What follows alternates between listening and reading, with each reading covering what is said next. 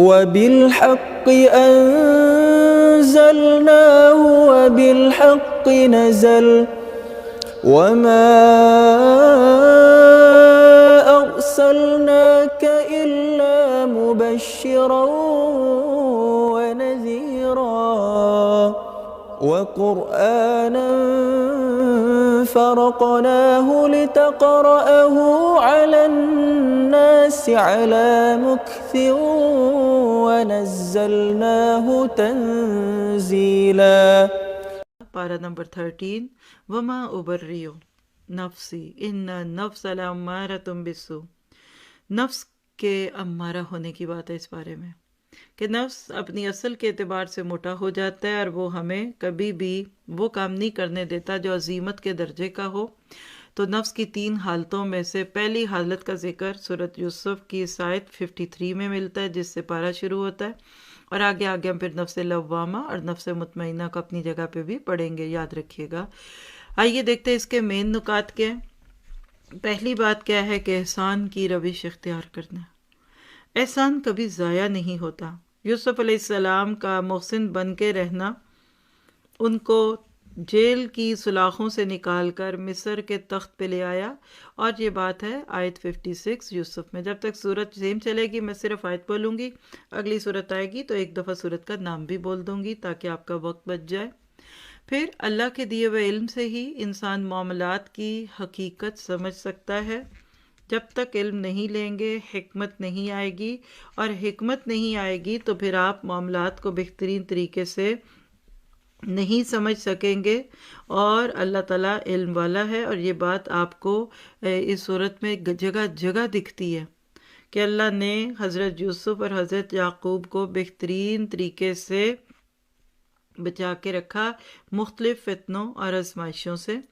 پھر اللہ تعالیٰ اپنی تدابیر سے مومنوں کی مدد فرماتا ہے، جیسے کہ اس نے اپنے انبیاء کرام کی مدد کی، اور اللہ سبحانہ تعالیٰ اس پر قادر ہے. پھر اللہ تعالیٰ الزامات کی حقیقت کو خوب جانتے ہیں. اسی حصے میں آپ جب قصہ یوسف پڑھتے ہیں تو حضرت یوسف پر الزام لگتا ہے، اسی طرح بنیامین پہ الزام لگتا ہے، لیکن اللہ تعالیٰ جانتا ہے کہ ان الزامات کے پیچھے انسان کو کتنی بڑی خیر کبھی ملتی ہے. اور جب بندہ صبر کر لے، ہو سچا، بات جھوٹی لگ جائے اس پہ تو غم نہ کیجیے، بس اس کو پی جائیے یوسف علیہ السلام کی طرح. اور یہ بات آپ کو پوری دوسرے رکوع کے اندر جگہ جگہ ملتی ہے. اپنی پریشانی اور غم کا شکوہ صرف اللہ تعالیٰ سے کرنا ہے. انما اشکو بثی وحزنی الی اللہ. یعقوب علیہ السلام کی زبان سے نکلے ہوئے یہ الفاظ اللہ تعالیٰ نے اس صورت کی آیت نمبر 83 میں دے دیے کہ میں تو بس صبر ہی کروں گا جو کہ تم میرے بارے میں یا میرے ساتھ کرتے ہو. اور یہ جو بات ہے نا کہ یہ وقت پڑھنے پہ سیکھیں گے، نہیں، یہ پہلے سے پتہ چلتا ہے، پہلے سے اللہ تعالیٰ نے یہ چیزیں سکھائی ہوتی ہیں. آیت جو ایگزیکٹلی آیت ہے وہ 86 ہے، واقعہ آپ کا پیچھے سے شروع ہوتا ہے. قل انما اشکو بثی وحزنی الی اللہ. اللہ تعالیٰ سے ہی شکوے کیجیے اور پھر اللہ تعالیٰ سے ہی دعائیں کرنی ہے. یوسف اور یعقوب علیہ السلام کے اس قصے میں آپ کو جگہ جگہ یہ بات مل رہی ہے. اور پھر اللہ تعالیٰ کی طرف دعوت دینا. یوسف علیہ السلام کو جب سب کچھ مل گیا، سب کچھ، تو پھر انہوں نے اللہ تعالیٰ سے دعائیں مانگی جو آپ کو اس دعا میں بھی ملنے والی ہے. لیکن اللہ تعالیٰ سے دعائیں کرنا، رب قد آتیتنی من الملک وعلمتنی، اور اس سے آگے کی دعا. پھر اللہ کی طرف دعوت دینا. آیت 108 قل ھذہ سبیلی ادعو الی اللہ. یہ میرا راستہ ہے جس میں اللہ کی طرف تمہیں دعوت دیتا ہوں. تو آپ کی میری زندگی کا یہی سلوگن ہونا چاہیے کہ میری زندگی کا مقصد تیرے دین کی سرفرازی، میں اسی لیے مسلمان، میں اسی لیے نمازی، اور لوگوں کو خبردار کرنا ہے. انذار بہت بڑی دولت ہے اگر اللہ تعالیٰ کسی کو عطا فرما دے. انبیاء کرام میں سے ہر ایک منذر تھا. آج کے مبلغین اور وہ لوگ جو دعوت اور تبلیغ میں ہیں، اللہ تعالیٰ ان سے بھی یہی کام لے اور لے رہا ہے. اور اسی طرح سے اللہ تعالیٰ کی صفات پہ غور کرنا ہے۔ یہاں سے اب سورت رات شروع ہوتی ہے، بڑی پیاری سورت ہے۔ رات تھنڈر سٹورم کو کہتے ہیں، کیسے جو بھی اللہ کی کائنات کی چیزیں ہیں اس پہ غور ہے، تو اللہ تعالیٰ کی صفات پہ غور و فکر کرنا ہے، اللہ تعالیٰ کی رضا کے لیے کام کرنا ہے، کیونکہ اس کے بغیر کام جو ہیں وہ پنپتے نہیں ہیں، آگے نہیں جاتے، اور اللہ تعالیٰ ان چیزوں کو بڑھاتا نہیں ہے۔ اور پھر اللہ تعالیٰ اپنے عہد کو پورا کرنے کا حکم دیتا ہے۔ جب تک اللہ سے کیے ہوئے عہدوں پہ ایمان نہیں پورے کریں گے تو دنیا والوں سے کیسے آپ وعدے پورے کریں گے؟ تو انسان کو ہمیشہ لا الہ الا اللہ کہہ کر یہ وعدے پورے کرنے ہیں۔ آیت نمبر 11 میں اللہ نے پیغام دے دیا کہ اللہ اس قوم کی حالت تب تک نہیں بدلتا جب تک کہ وہ اپنی حالت نہ بدلے۔ ان اللہ لا یغیر ما بقوم حتی یغیروا ما بانفسہم۔ تو اللہ تعالیٰ ہمیں اپنی حالت بدلنے کی توفیق دے، حالات خود بخود بدل جائیں گے، شعر بھی ہے نا اسی کا، یہ اسی آیت میں خلاصہ ہے۔ اور پھر حق کو قبول کرنے والے ابدی باغوں میں داخل ہوں گے، فرشتے ہر دروازے سے ان کے پاس آئیں گے اور سلامتی بھیجیں گے۔ اللہم اجعلنا منہم، دعا کیجیے اس بات کی کہ اللہ فرشتے ہمیں بلائیں، اور بات سورۃ رات کی آیت نمبر 23 میں ہے۔ اور پھر اللہ کی طرف رجوع کرنا ہے، رجوع الی اللہ کی دعوت دیتا ہے یہ پارہ آپ کو مجھے۔ جتنا آپ اللہ تعالیٰ کی طرف جھکیں گے اتنا اللہ تعالیٰ آپ کے دلوں میں اطمینان اور محبتیں ڈال دے گا، اور آپ کے دل کو سکون سے بھر دے گا۔ اور پھر اللہ تعالیٰ کی طرف بلانا اور اس کے پیغام کو عام کرنا ہے، جو کہ انبیاء کرام کا مشن تھا، اور اللہ تعالیٰ ہمیں اس کی توفیق عطا فرمائے۔ اور یہ بات آیت 43 میں تھی۔ آگے سورت ابراہیم ہے، آپ دیکھ رہے ہیں کہ سورت رات بیچ میں ایک آیت گزری، پیچھے 3 انبیاء کے نام تھے، یونس، یوسف، اور سورہ یونس، ہود اور یوسف، اور اب یہ چوتھی سورت ہے جو انبیاء کرام کے نام پہ ہے، ابراہیم۔ آگے بھی آئے گی تو بتاؤں گی انشاءاللہ، اور آپ کے حسین پہ ایک سمری بن جائے گی کہ پورے قرآن میں کتنی صورتیں انبیاء کرام کے ناموں پہ ہیں۔ تو سورت ابراہیم کا پیغام کیا ہے کہ اللہ کی طرف بلانا، اللہ کے پیغام کو پہنچانا، اور لوگوں کو اندھیروں سے نکال کر روشنی میں لانا ہے۔ کتاب انزلناہ الیک لتخرج الناس من الظلمات الی النور باذن ربہم الی صراط العزیز الحمید۔ تو گویا کہ اللہ سبحانہ تعالیٰ نے ہمیں اندھیروں سے روشنیوں کی طرف لانا ہے، اور یہی ہے نور القرآن۔ قرآن کا نور ہر گھر میں، ہر دل میں، ہر ہاتھ میں۔ اور پھر سب سے بڑی بات کہ اللہ تعالیٰ پر بھروسہ کرنا ہے۔ انبیاء کرام کی زندگیاں آپ کو مجھے اس کی عملی تصویر دکھتی ہیں، اور پھر اسی طرح اس میں سے اگلی بات کیا ہے کہ اللہ کے سامنے کھڑے ہونے کا خوف رکھنا ہے۔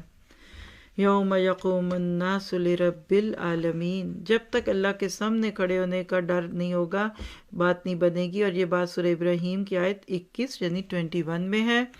اور پھر اس کے بعد شیطان کی سپیچ ہے اس صورت میں، آیت 22 سے لے کر آگے ایک آیت اور بھی لگا لے، بلکہ 22 ہی لکھ لے۔ شیطان قیامت کے دن ایک درس دے گا، ایک سپیچ دے گا، تقریر کرے گا، تو اس کا تذکرہ آیت 22 میں ہے۔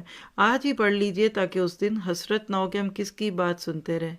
اور اس کے بعد ابراہیم 24 سے 26 تک کلمہ طیبہ کو قبول کر کے کلمات خبیثہ کے مقابلے میں اٹھنے کی بات ہے کہ اللہ تعالیٰ نے علم تر کیف ضرب اللہ مثلا کلمۃ طیبۃ کشجرۃ طیبۃ کی مثال دی، اور اس پہ بہت دفعہ بولا ہوا کیا ہوا لیکچر ہے، آپ سننا چاہیں تو سن سکتے ہیں۔ فروٹس آف ایمان کے نام پہ بھی ہے، اور ایکسٹرا ایمان کا کوئی بھی ٹاپک لیں گے تو یہ بہترین مثال ہے۔ اسی تھیم پہ ہمارا پورا کورس ہے، Islam A to Z، root to fruit بھی اسی پہ ہے، جڑ سے لے کر پھل بننے کے مراحل ہیں۔ اللہ ہمیں دین کے لیے تھوڑا مزید وقت لگانے کی توفیق دے، اور انشاءاللہ جو لوگ ہمارے ساتھ دورہ قرآن کریں گے تو پورے قرآن کو تھوڑی سی ڈیٹیل میں پڑھنے کے بعد آپ کو دین کا خلاصہ سمجھ آتا ہے۔ آج ہمارا دین بگڑا ہوا ہے، ہمیں فرائض کا نہیں پتہ اور سنتوں کے پیچھے جھگڑتے ہیں، اور بعض دفعہ فروئی مسائل میں پڑھ کر امت کو بانٹ دیتے ہیں۔ اور پھر اسی طرح نماز قائم کرنی ہے، اللہ تعالیٰ نے اپنے ابراہیم کے ذریعے ایک گھر کو آباد کیا، اور وہ اس گھر کو بنانے کے مقاصد میں کہتے ہیں، آیت 37 ہے سورۃ ابراہیم، کہ اللہ میں نے اپنی اولاد کو اس گھر میں بسا دیا تاکہ ربنا لیقیموا الصلاۃ، تو ہمیں بھی اپنی اولادوں کو اپنی زندگی میں دین کے لیے ڈیووٹ کرنا ہے، اور پھر کھلے اور چھپے میں خرچ کرنا ہے۔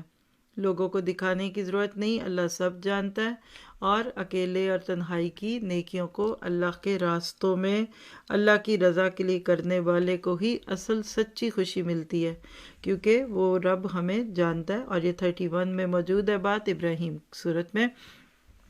پھر اسی طرح والدین اور اولاد کے حقوق میں دعا کرنا، آیت 40 میں، اس میں بہت سی دعائیں آپ کو مل رہی ہیں، رب اجعلنی مقیم الصلاۃ ومن ذریتی ربنا وتقبل دعا، اور آگے پہ ربنا اغفر لی جو ہم پڑھیں گے انشاءاللہ۔